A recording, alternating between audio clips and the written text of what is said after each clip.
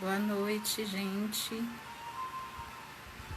Entrando um pouquinho antes para testar. Vamos começar nossa live de dança com autoconhecimento e aprendizagem. Estabelecendo a conexão.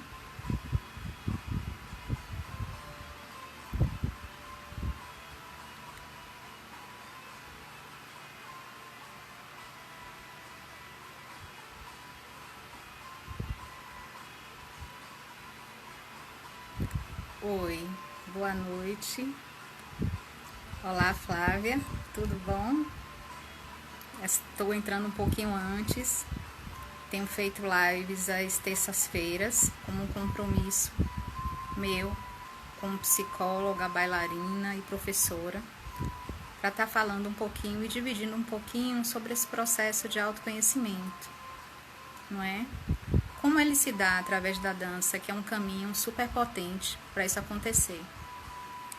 Então, a semana passada a gente falou um pouquinho sobre isso, esse processo de conexão, a ancestralidade, as memórias que são ativadas, de que forma elas podem ser ativadas. Oi, Nery, tudo bom? Estou aqui hoje tematizada para falar da dança numa perspectiva bem diferente, pouco conhecida por muitos. Olá, Francisco, seja bem-vindo. Todas e todos, tenham um bom momento aqui para a gente interagir e falar um pouco sobre esse processo de autoconhecimento por meio da dança.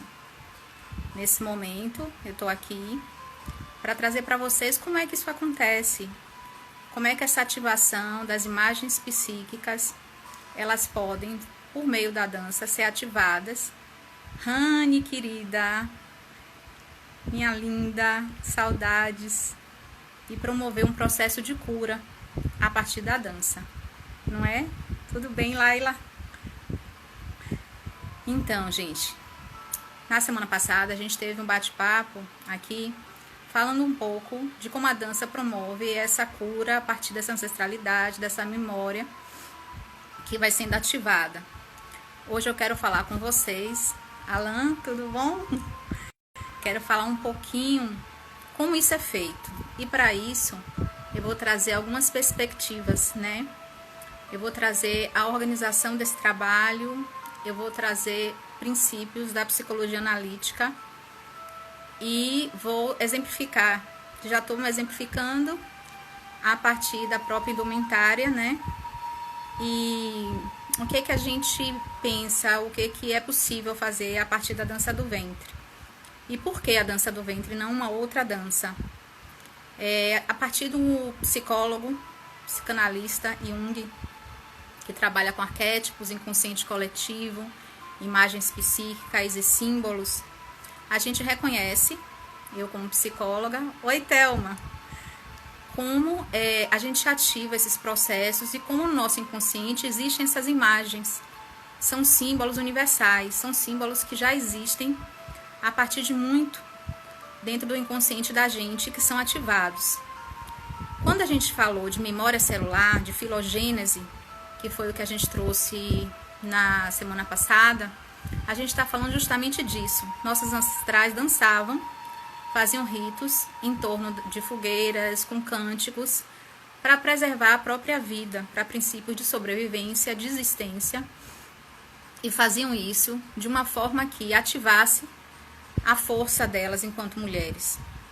Era uma sociedade matriarcal, uma sociedade em que havia uma conexão com essa forma de vida, com essa forma de comunidade, o que a gente vê muito próximo às etnias de algumas tribos, ainda hoje existentes, em países como a África e no próprio Brasil, né? Comunidades quilombolas e etnias que ainda subsistem. Então, esse princípio de dançar em grupo, de dançar fazendo uma conexão, de dançar trazendo através do corpo vivências, experiências e acordando imagens, é muito antigo. Data do período neolítico, a partir da pré-história, onde as sociedades eram matriarcais e as mulheres eram cultuadas.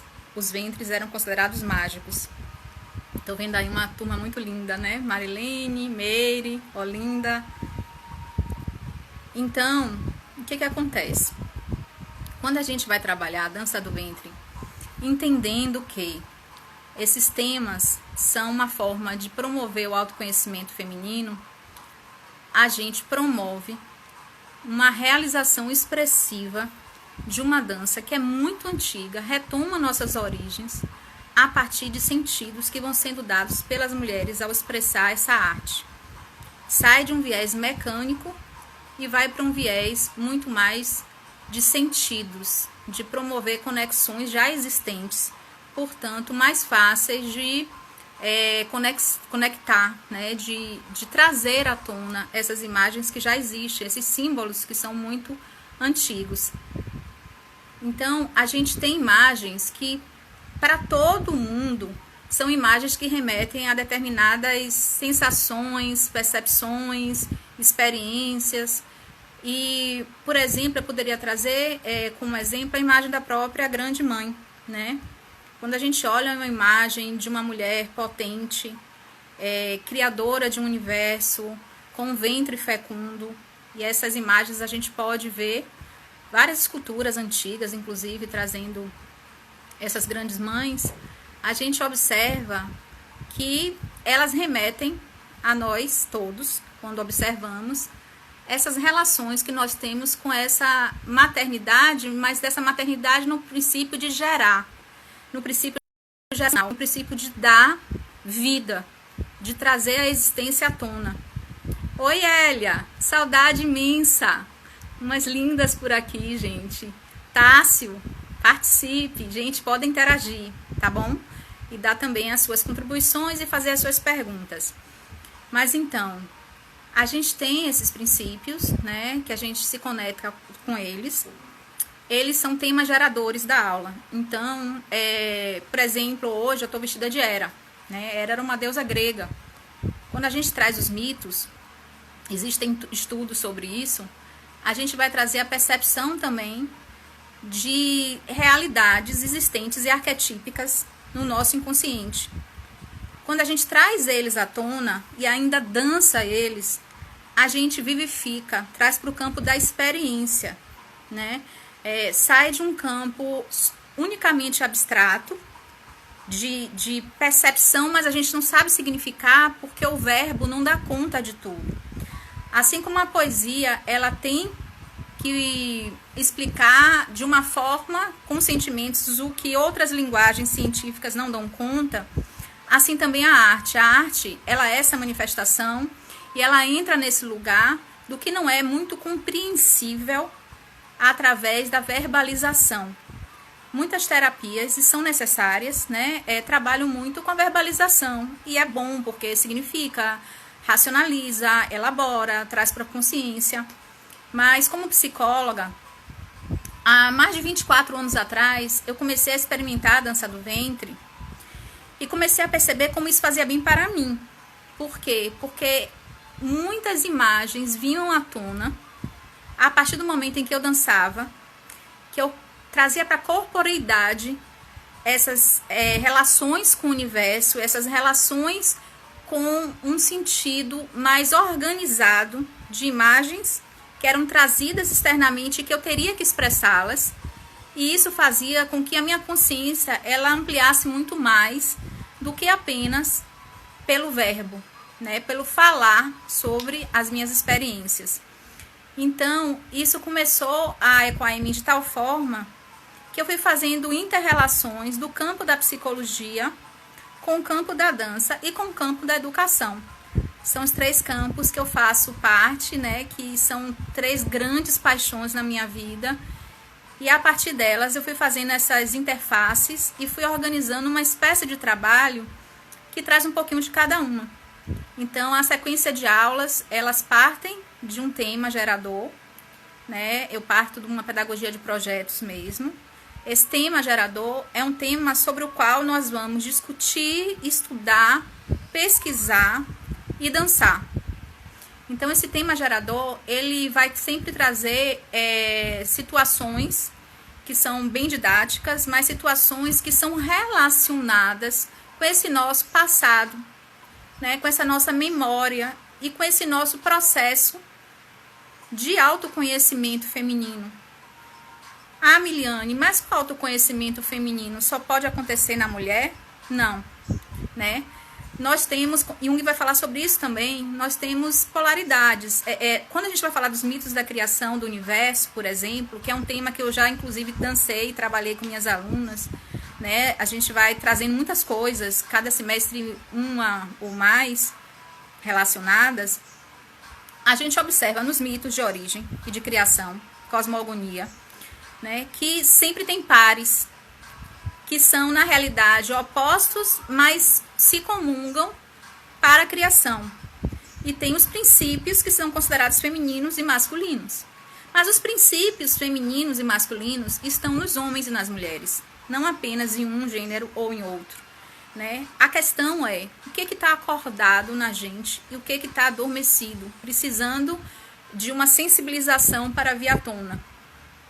Então, as mulheres que buscam a dança do ventre e homens que podem também buscar essa linguagem, eles estão se permitindo, na realidade, reavivar a sua feminilidade. Reavivar esse polo que, muitas vezes, uma sociedade como a nossa, racionalista, ela trancafia, né? Meio que precisamos estar sempre com a clarificação das coisas, né? Uma linguagem muito mais científica, trazendo a explicação de todos os fenômenos. E isso é muito do mundo cartesiano, que é importante também, mas que não dá conta, por exemplo, dos sentimentos. Os sentimentos, eles obedecem uma outra via de linguagem, né? Os sentimentos, a gente tenta chegar perto deles, se a gente falar por uma linguagem científica. A gente pode falar de hormônios, a gente pode falar de como eles funcionam, a gente pode falar do fisiológico para tentar dar conta dos sentimentos, mas a gente não dá, né? Os sentimentos, eles são muito expressados e sentidos por cada um de uma forma muito particular. Embora a gente tenha esses símbolos universais, com os quais a gente faz uma correspondência, né, uma analogia, para que a gente possa estar trazendo essas percepções internas, a gente não consegue dar conta de falar sobre isso de uma forma explicativa. Então, onde é que a gente consegue fazer isso? Na poesia, na literatura e na arte. Na dança, numa arte cênica, você envolve muitas dimensões. Na dança, a gente vai envolver a dimensão muito expressiva do corpo, né? A música vai vir de uma forma, a dança vai vir de uma forma e o teatro também, falando das artes cênicas. Essas três linguagens, elas trazem muito dessa percepção corporificada e dada a ver, porque eu tenho que expressar e fazer o outro entender, dentro da minha experiência, do meu sentimento, o que eu quero passar. Então, quando eu acordo via imagens e símbolos, através de um campo de investigação, que são os temas, essa possibilidade, eu trabalho internamente o meu eu, porque eu faço essa correspondência interna com o tema que a gente está estudando, e ao mesmo tempo eu também provoco no espectador essa possibilidade de reação.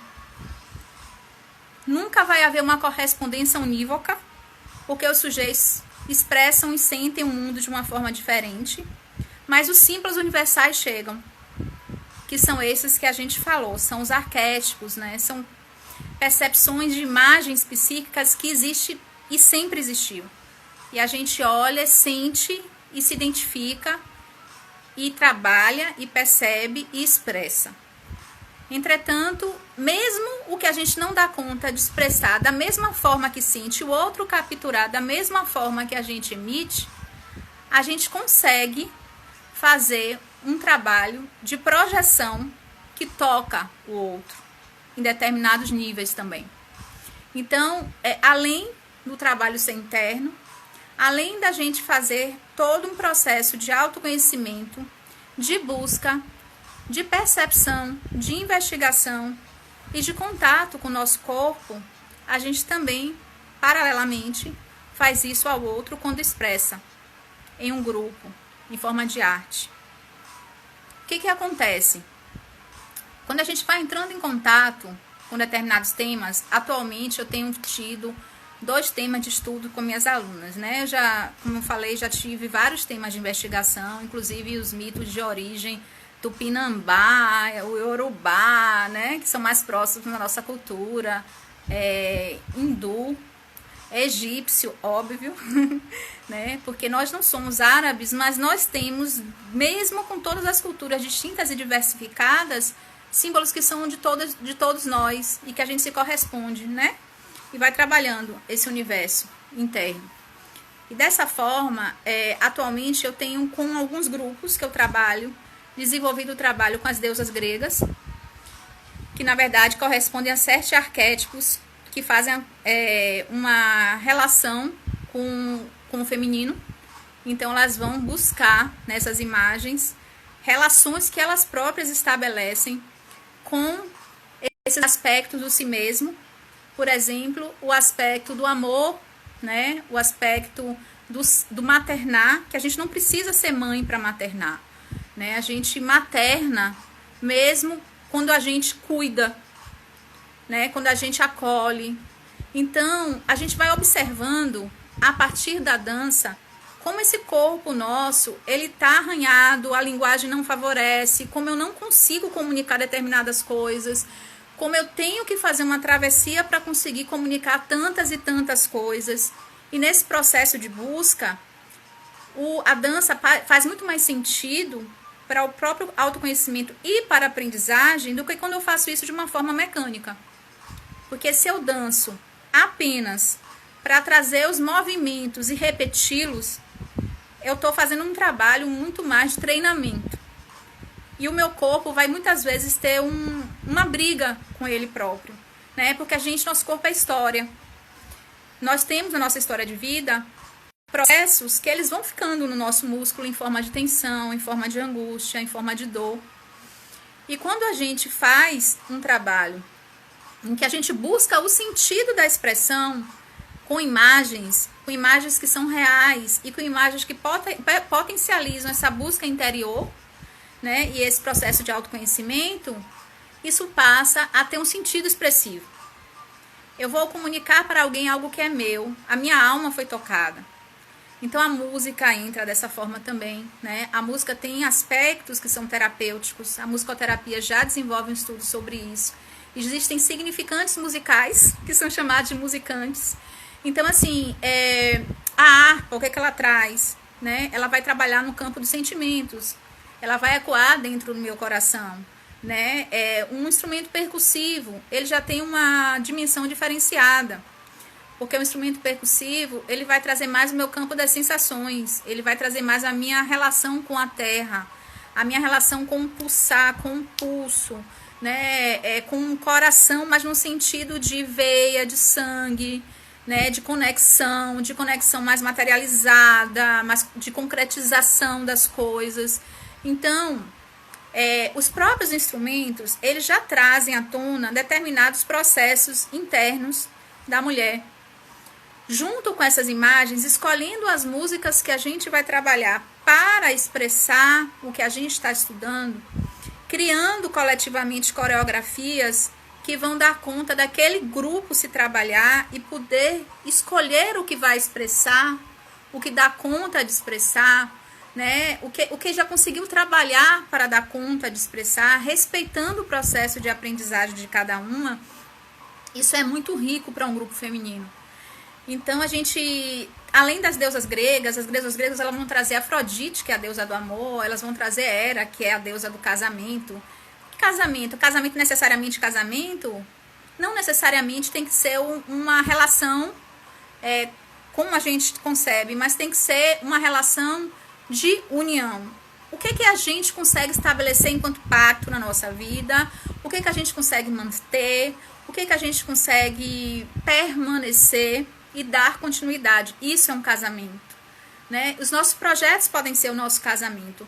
A nossa união matrimonial pode ser o nosso casamento. Os nossos ideais podem ser o nosso casamento.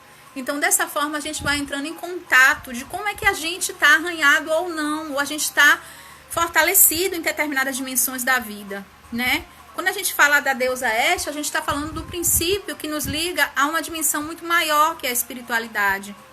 Então, como é que a gente anda nesse aspecto da nossa vida? Quando a gente vai falar da deusa Perséfone, a gente está falando da possibilidade da gente de receptividade, de mergulhar nos nossos processos, de dar conta desses processos, de ir e voltar e de fazer o caminho que na psicologia junguiana chamaria de daemon, né? Esse mergulho que a gente pode fazer e retornar com conhecimento de nós mesmas. E a gente pode fazer isso trazendo instrumentos da dança, músicas, né? Possibilidades, muitas, e a gente faz. Então, daí a gente vai mergulhando em cada uma das deusas, né? A Ártemis, que é a deusa mais relacionada com a natureza também, que é a nossa capacidade de caça, a nossa relação com a lua, com os ciclos, né? Com esse universo mais natural que muitas vezes a gente esquece, vira civilizatório demais e se afasta, né? Dessa dimensão. E a gente vai fazendo esse trabalho interno também. Expressa, busca no nosso corpo as dimensões que a gente tem dificuldade, que a gente não está conseguindo dar conta, alavanca, cria as imagens, traz as imagens à tona e a partir disso vai se auto-observando e se aprimorando, né? Da mesma forma, esse semestre eu comecei a desenvolver também com outro grupo de alunas um trabalho mais relacionado com a energia e radiação dos cristais, fazendo uma correspondência com o psiquismo feminino também, né? Porque cada pedra, ela tem um formato, ela tem uma estrutura, ela tem uma irradiação diferente de energia e ela serve para propósitos diferentes. E o que na realidade aconteceu para a formação dos cristais, né? É muito antigo. Fala da formação da própria Terra, do próprio planeta.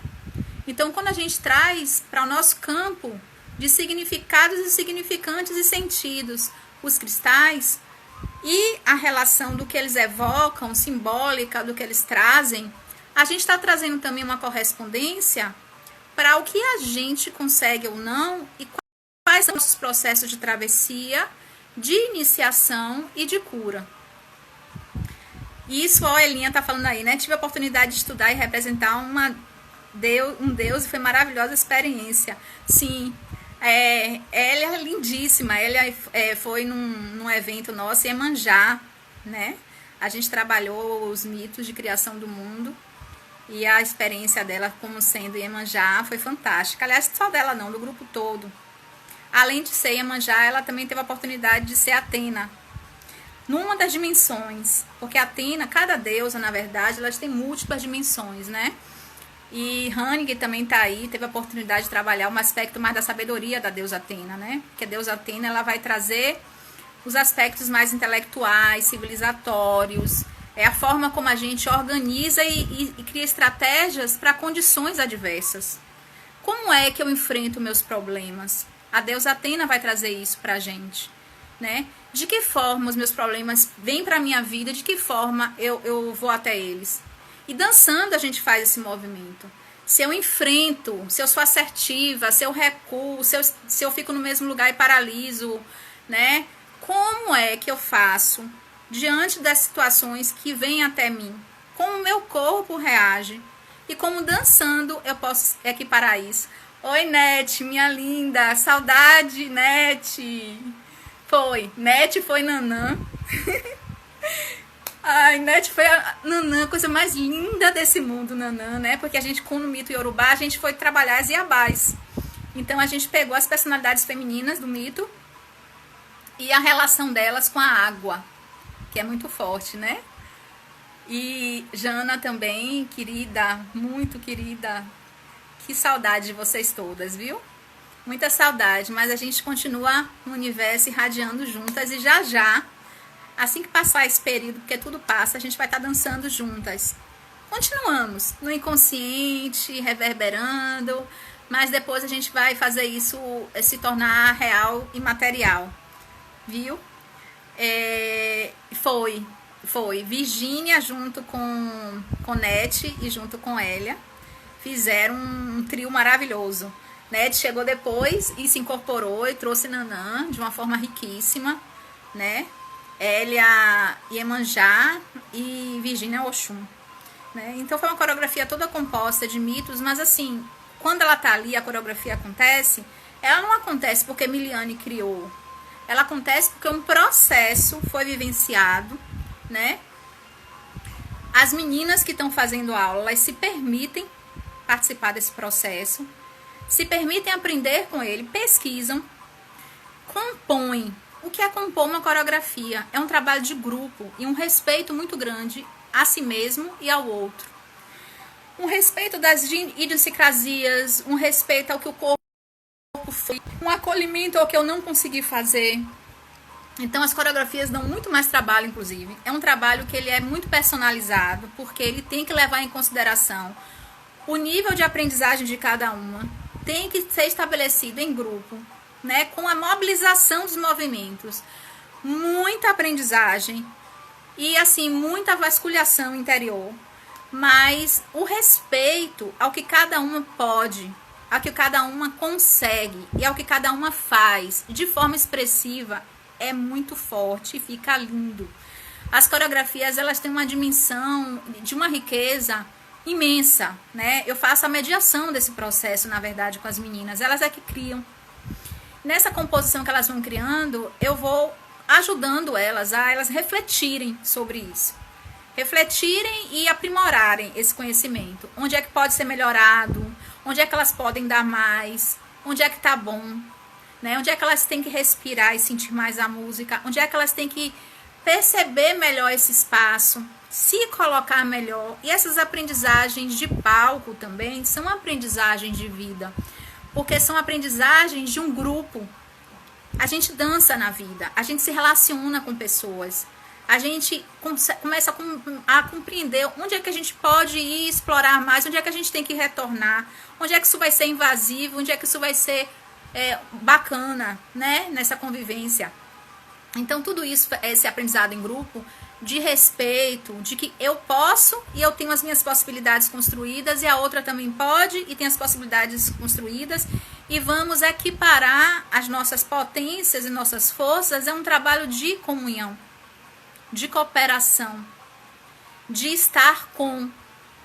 Não há um trabalho de uma coreografia igualzinha que todo mundo tem que fazer igual e que aquela que consegue fazer bem o movimento vai fazer bem, mas a outra que não está conseguindo ainda vai ficar em evidência e isso para ela vai ser difícil, né? Não, ela vai poder aprender, mas ela vai ter o tempo dela aprender aqueles que ela não dá conta.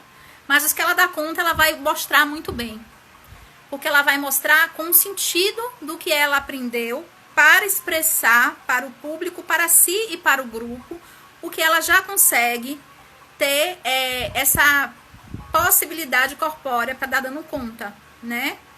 Então, é um trabalho que, assim, é autoaprendizagem, é aprendizagem em grupo, né? É conhecimento, é autoconhecimento, é busca, é permissão, é amor, né?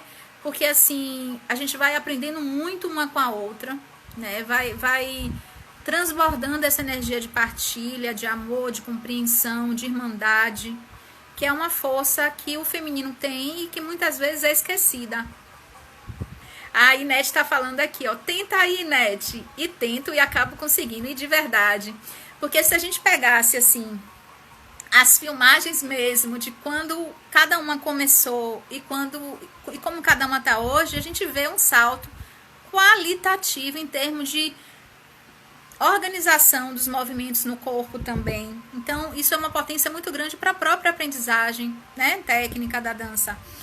Há muito essa ilusão, por conta da educação, da forma como ela ainda é trabalhada, de uma forma muito tradicional, e como foi trabalhada há muito tempo, de que a repetição é que promove o conhecimento, de que a repetição, a osmose é que faz a gente externalizar. A osmose não faz a gente externalizar. Demora muito mais tempo.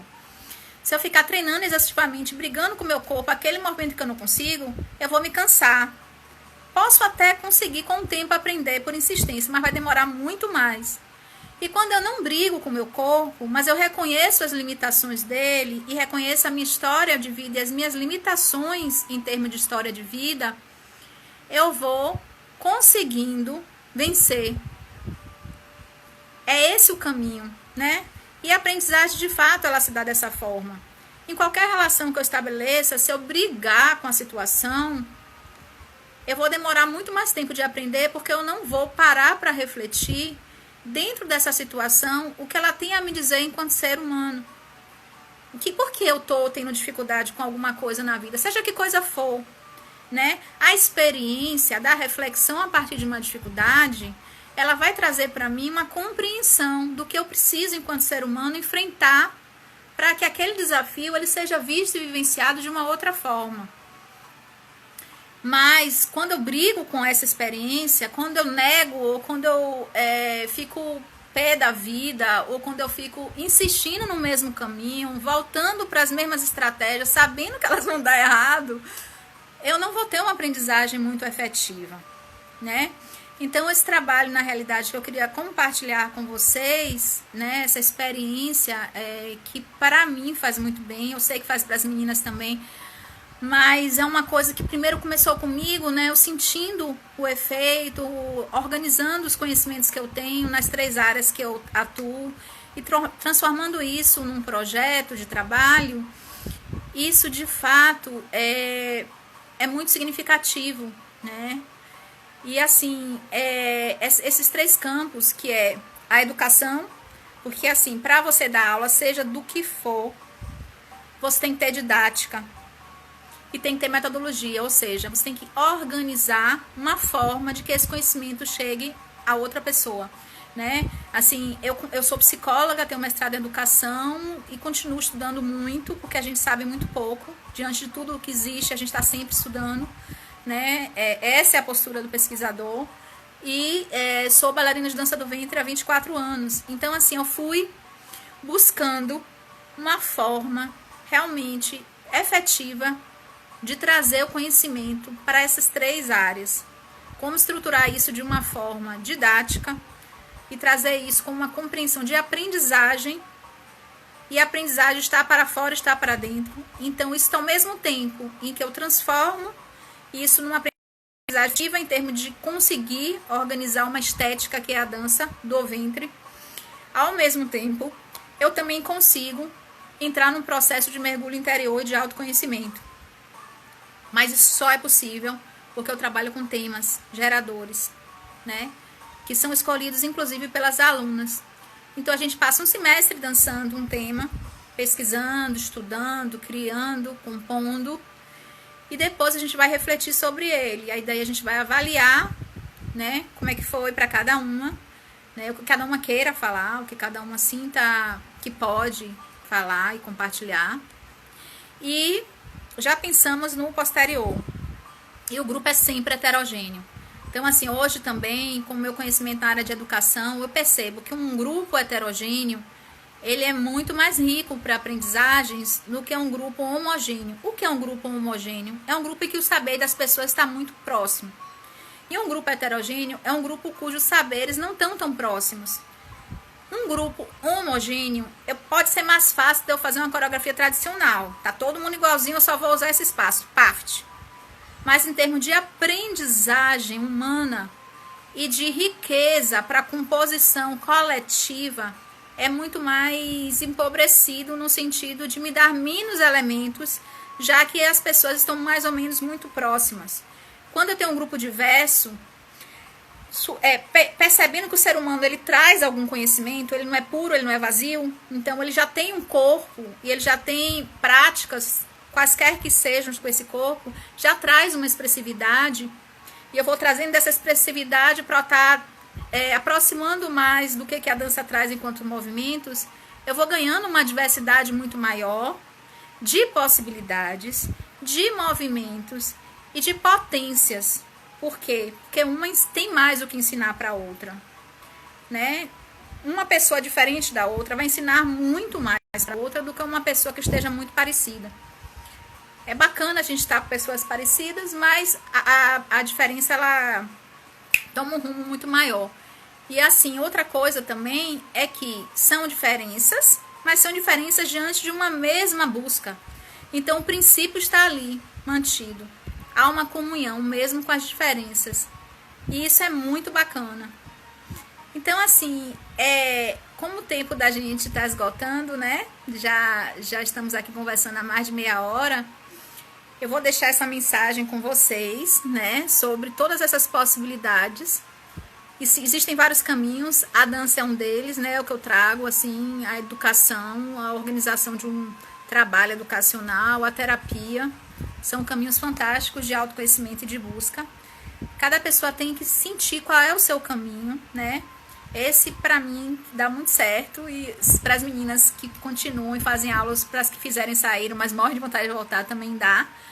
E é um respeito a todos os caminhos.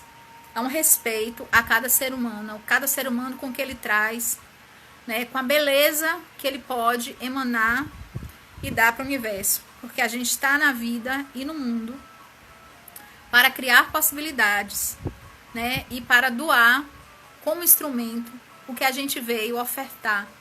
A gente precisa ter essa percepção para que a gente possa estar seguindo na trilha do nosso caminho. Parabéns a todas e todos que estão aqui, agradeço muito. Na próxima terça estaremos novamente juntos. E eu vou falar um pouco dessa experiência e dessa transcendência a partir dos movimentos da dança do ventre. E a mudança energética na dança enquanto arte expressiva, tá bom? Tô vendo que Rai entrou aí, obrigada Rai. Rai é uma querida aluna de muitos anos atrás. Muito bacana, né? E assim, vamos caminhando, tá certo? Um beijo no coração de cada uma e cada uma. Ana, oh, Ana, que saudade do nosso grupo. Mas em breve estaremos lá estudando, dançando, sentindo, né? Criando, tá bom? E todas e todos que quiserem estão convidados no momento que a gente retornar para fazer aula, tá bom? Um beijo grande, Rai, um beijo grande a todas aí, todos que entraram, viu, gente? Tô vindo aqui, ó, Ana, também tô morrendo de saudade. Elia, Nete, todo mundo que entrou, Dani, Ró, todas as meninas que estão fazendo aula, né? Bárbara, Néa, Flavelinha, muito queridas, né? Rani, oh meu Deus do céu, Rani sempre na vida da gente. Pode ser que na empolgação de falar eu não tenha visto o nome de alguém. Isso é comum, as meninas sabem que eu sou muito distraída. Mas tá sempre reverberando, mesmo que eu não tenha falado o nome. Com certeza a gratidão tá aqui com a gente, tá bom? Amo todas. Beijo grande. E até terça na próxima live.